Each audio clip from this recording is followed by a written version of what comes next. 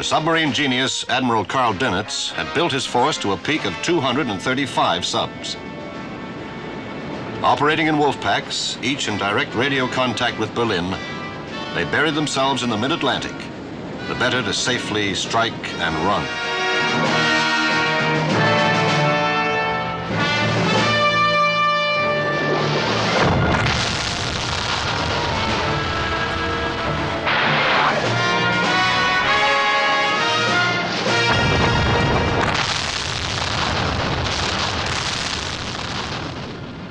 That spring, Allied losses again climbed until they were critical.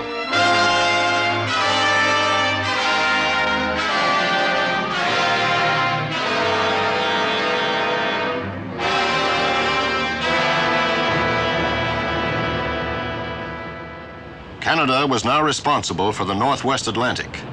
Destroyers flew the black hunting pennant of the sub-killer.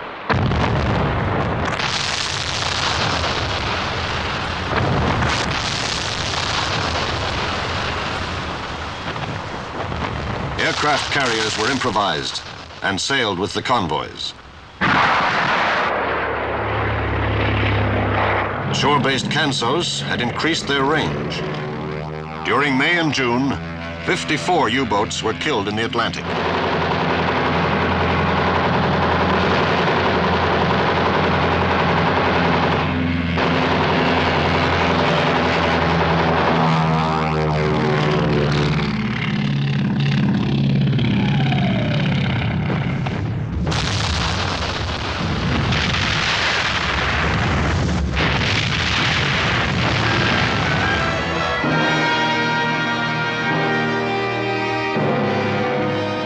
In early June, the Nazi wolf pack suddenly and dramatically withdrew from the battle.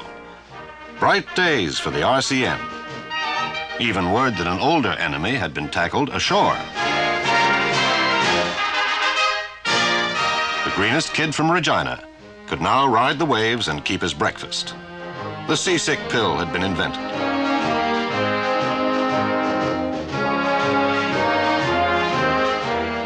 Despite such advances, occasional shore leave was acceptable. And what were the sights and sounds of Canada at mid-war? There was Mart Kenny and his Western Gentleman.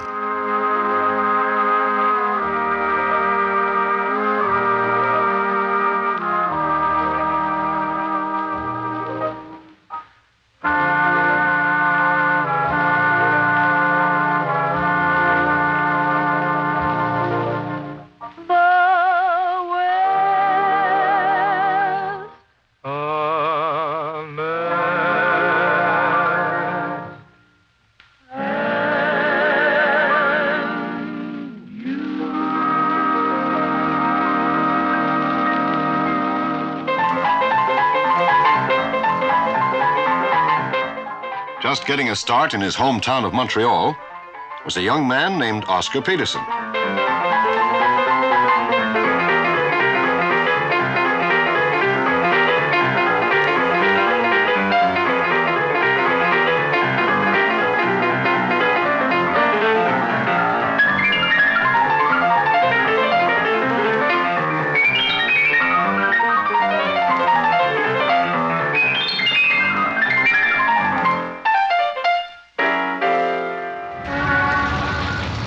If Peterson in those days appealed only to a small clutch of jazz buffs, there was a rising continental hysteria building around the voice.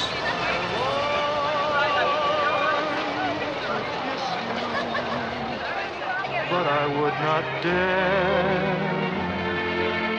I'm so afraid that you may vanish in the air. So, darling, if our romance should break up, I hope I never wake up. If you are but a dream.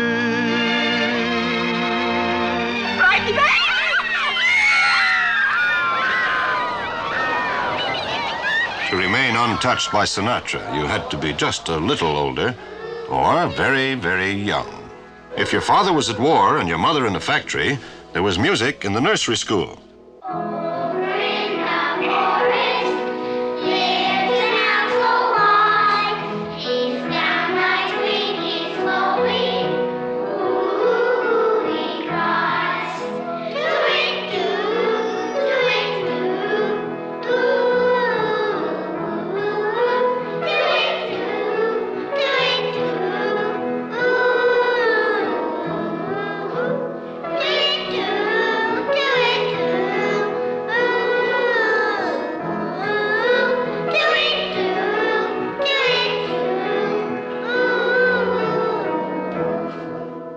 Slacks and kerchiefs were the marks of the working mother.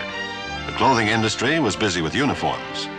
Ladies are schooled in the art of making do.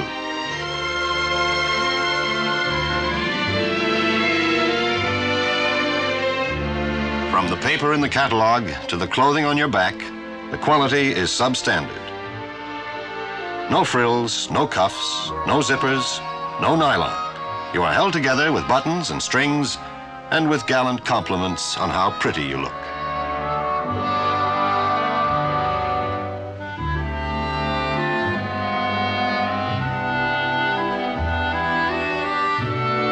Newspapers are thinner, and any relief from war news is happily devoured. That summer of '43, you could dote on a new baby, born to Juliana and christened in Ottawa Her Royal Highness Princess Margriet Francisca of the Netherlands. But the sensation of the home front was murder. Sir Harry Oakes, the Canadian who had struck gold at Kirkland Lake and retired to Nassau, was bludgeoned to death in his mansion. The Duke of Windsor himself, as governor of the Bahamas, takes a hand in the investigation. Oakes' own son-in-law, Alfred de Marigny, is arrested and tried for the murder. The country devours the detailed accounts of the trial, until the Playboy's lawyers win acquittal and the Oakes case is left unsolved. The radio is always on. From the States, there is Henry Aldrich, Charlie McCarthy, Fibber McGee and Molly, and Canada has her own radio stars.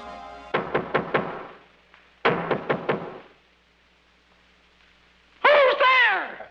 It's the Happy Gang! Well, come on in. Keep happy with the Happy Gang. Happy Wednesday to all of you from east to west.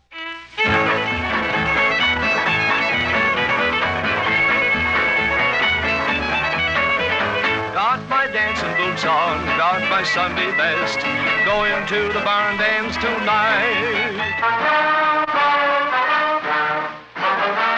Bert Pearl, Don Messer, and the perpetually browbeaten Alan Young. Hello, Mrs. Gilbottom. Hello, Guilty. Hello, Mr. Young. I hear they're rationing men. Can I get a coupon book?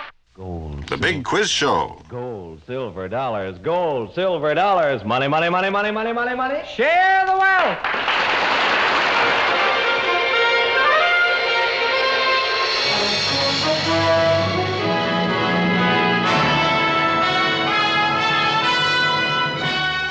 A wealth of resources was being shared. With the Shipshaw Dam and Arvida, aluminum production was up 600%. The country would produce $11 billion of munitions and give $4 billion away.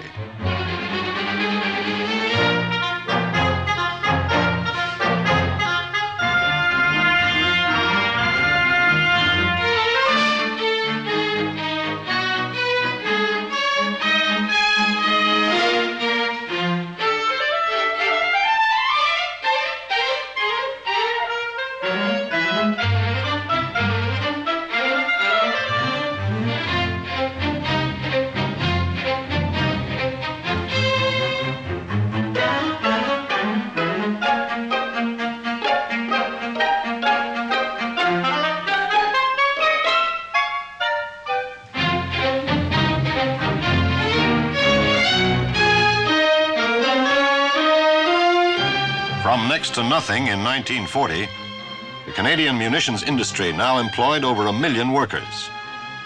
A rigidly controlled labor force, much of it frozen in essential jobs, turned out 1.5 million small arms